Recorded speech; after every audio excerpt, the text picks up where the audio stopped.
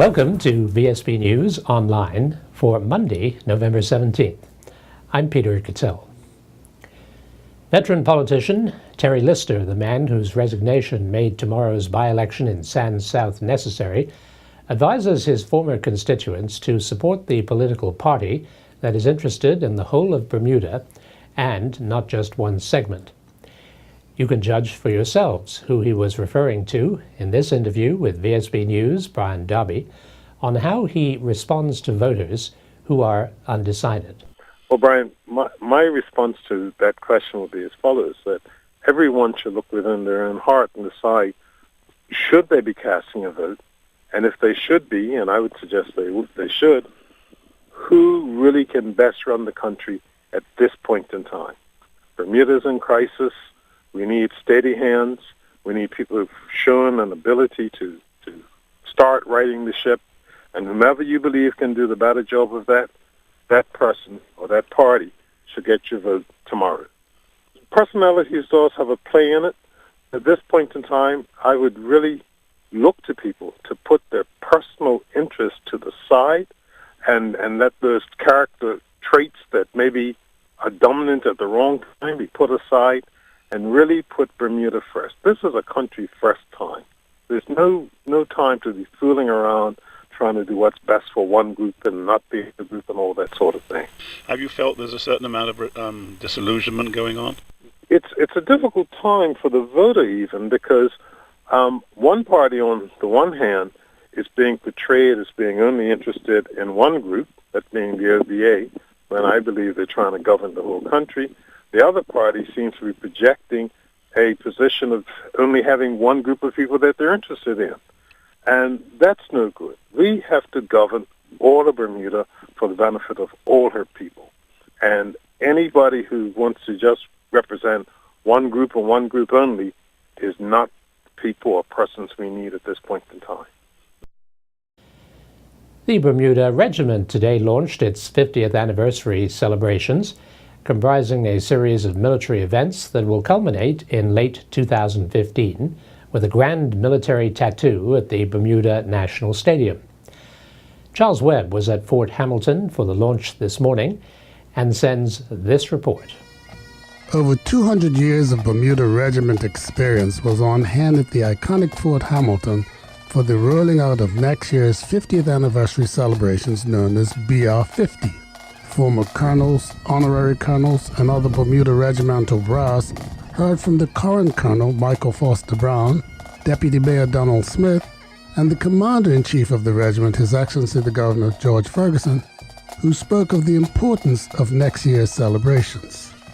Having a chance to celebrate that next year is very special for us, and we're thrilled that we're having a theme of reunion, and we really welcome veterans to come and support the year-long series of events.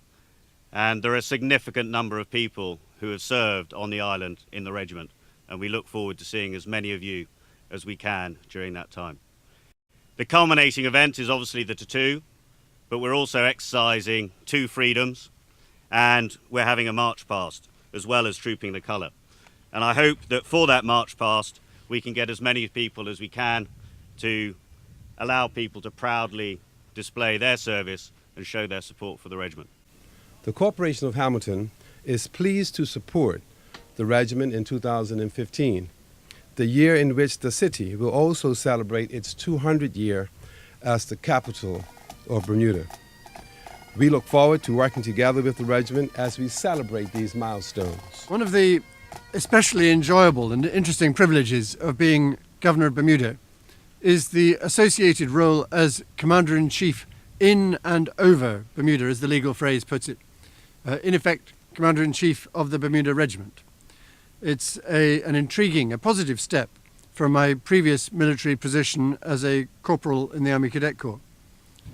But it's a role which I value and have come to value more the longer I've been here, seeing the regiment regularly, seeing it evolving as the island and its needs have changed. And not least, seeing last month its important and widely valued role in the operations to clear up roads and parks and help householders after the double hit of Tropical Storm Faye and Hurricane Gonzalo. The regiment demonstrated then very vividly its strengths and its relevance, 50 years on from its formation.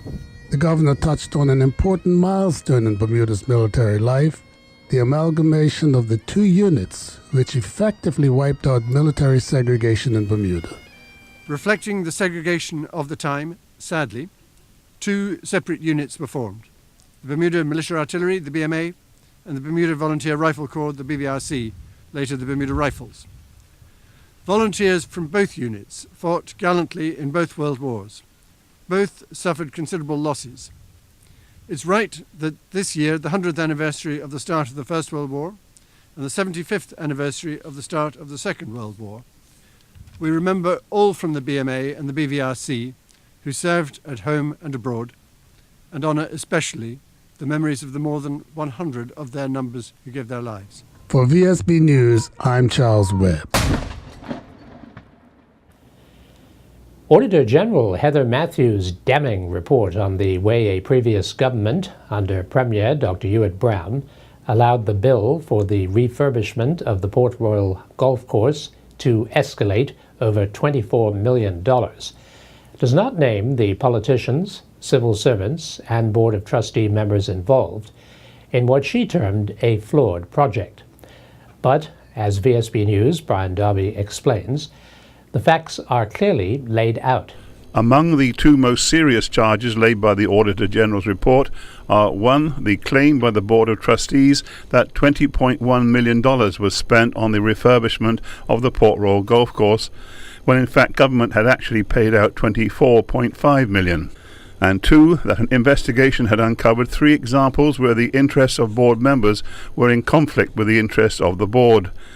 In the first instance, the board had approved a contractor without putting the job out to tender and finished up paying it $3.5 million. A Board of Trustee member, who was also an elected member of Parliament, had an ownership interest in that company. In the second instance, a contractor who had been approved subcontracted work to another company in which a Board of Trustee member was a director and finished up being paid $1.3 million.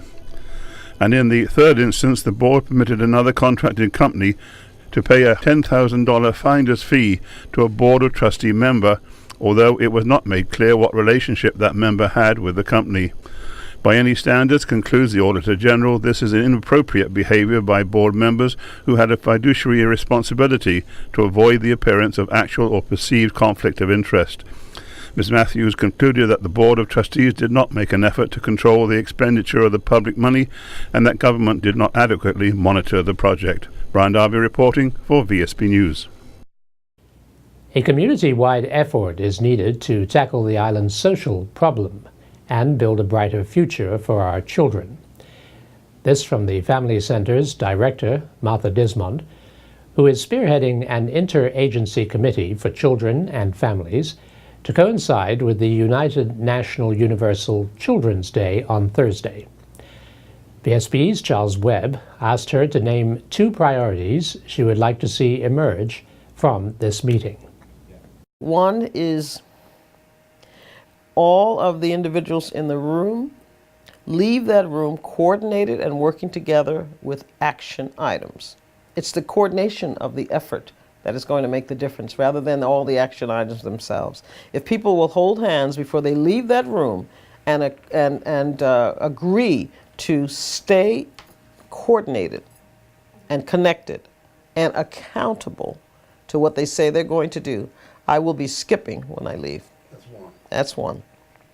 I guess my second wish, which isn't just about this, but it's about Bermuda in general, is really very much around making this just the absolute #1 priority. Right now, in this community, it feels like the priority is making money. I'll be honest. It's making money to thinking that, and this is just my opinion about it, is if we can generate the revenue, then it will filter down to jobs for people, and they will have jobs, and therefore they'll have a sense of pride, and then they'll pay more attention to their children because they're now, things are easier. And I just don't think that's the case. I think we have to decide to make the children the priority first. Bad news travels much faster than good news, as Bill Hanbury, the CEO of the Bermuda Tourism Authority, found out this year when the U.S. Consul General Bob Secchi went public with a complaint about the sewage balls on South Shore beaches. So, the recent violence in Bermuda is not making him feel too happy at the moment. There's no question that those kinds of things don't help us, and certainly the sewage issue on the beach needs to be resolved. And I know government is working hard to solve those problems, and we're confident that they will get solved.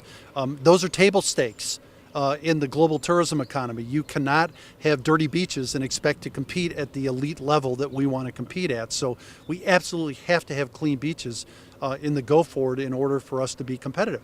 It's one of the reasons why the numbers were off in 2014, is because there was an impact in the global tourism market from polluted beaches. So we've just got to work on that, and we've got to do a better job there.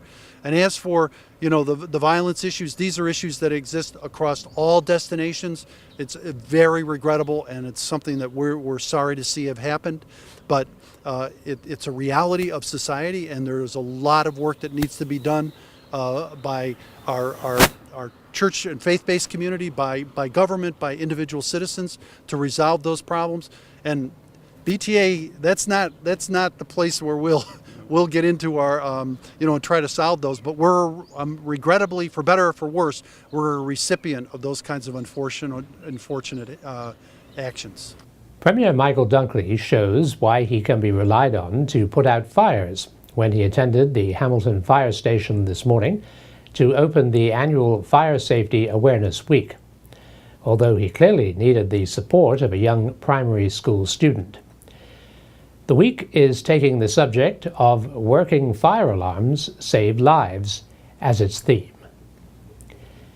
And now we turn to Earl Baisden, all the way from the Central American and Caribbean Games in Veracruz, Mexico, for today's sports report. The 2014 Dudley Eve final featured the Somerset Trojans and the Dandytown Hornets at the National Sports Center yesterday. The teams for the first 10 minutes worked on sorting themselves out, with Dandytown Hornets' Ashawn Smith having a 20-yard blistering shot tipped onto the crossbar by Shaquille Bean in goal for the Somerset Trojans. 2 minutes later, Bean used his legs to deny Damien Bean from giving the Dandytown Hornets the lead. Both teams struggled to get anything going for the remainder of the half as they went to the break locked at 0-0.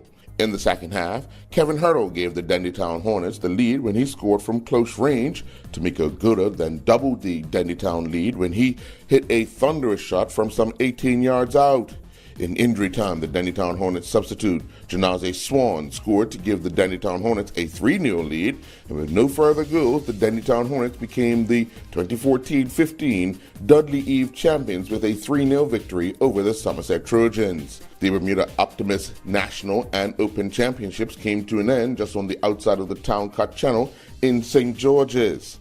Tate Stefanuk, who just returned from an impressive 34th place overall finish at the World Championships last month, emerged as the Bermuda National Champion with 21 net points. Fresh off his second place finish in the Junior Gold Cup, Adam Larson finished runner-up yet again with 27 net points, and right on his heels was Campbell Patton, who finished third with 32 net points. Camille Chin Garrett finished 9th overall with 79 points on her way to winning the girls' national title. Running concurrently to the Bermuda National Championships was the Bermuda Open Championships, which had 16 sailors from overseas enter, including last year's overall defending champion, Jack Corbat from New Jersey. Carmen Coles from the Lamont Yacht Club would capture the overall title and the top female sailor title when she finished first with 35 net points. Stefanuk finished in second with 39 net points, followed by the defending champion Corbett with 46 points. Jay Donawa, Jaden Ming, and Tommy Marshall are the 2014 XL Man on the Run champions. Donawa won the adult 5K, with Ming winning the junior 11 to 14 age group 5K, and Marshall won the junior 7 to 10 2K. Donovan clocked a time of 17:05 on his way to claiming the adult title, with Seamus Farron finishing second in a time of 17:52. Christopher Harris finished third with a time of 18:02. Ming crossed the line in a time of 18:12 on his way to winning the junior 11 to 12 age group. Ryan Otterbridge finished second with a time of 19:21, and Nicholas Program finished third in a time of 21:21. During the junior 7 to 10-year-old age group 2K race, Marshall crossed the line in a time of 9:34, with Kristen Lugo finishing second, clocking 10:26. Lewis Hammond finished third with a time of 11:43. The 2014-15 harness pony racing season resumed at the National Equestrian Center on Visa Street yesterday. David Burrows in the bike of GV Special Dream won Heat 2, the 106-1 to 107-1 time bar class, clocking a time of 109 flat. Rio Ladylike and Dylan De Silva finished in second, clocking a time of 109-3, and Mr. Indiana with Carista Rebane in the bike finished third in a time of 110 flat. In the 107-2 to 108-2 time bar class, DC's Skyway Majestic finished first with a time of 109 flat, with Carista Rebane in the bike. Final notice with Stephen Cardoza in the bike finished second in a time of 109-3, and past the pole with David Lopes finished third, clocking a time of 109-4. Andy Stoneham in the bike of Custard the Dragon won Heat 5, the 108-3 to 110-3 time bar class, crossing the line in a time of 108 flat. Christian Chewin and Shady's Liberty finished second in a time of 109 flat, and Arthur Hertz and Colonel's J finished third in a time of 113-4. Nikki Butterfield returned to triathlon racing with an excellent podium finish at the Asia Pacific Ironman 70.3 in Australia.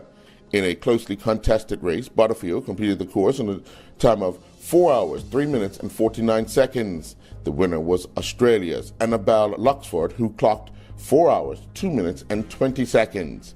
Tyler Butterfield also competed, but unfortunately a calf issue from an earlier treadmill session caught up with him on the run, resulting in him having to stop. I'm Earl Baisden reporting for VSB Sports. Thanks for watching VSB News Online for Monday, November 17th. I'm Peter Cattell.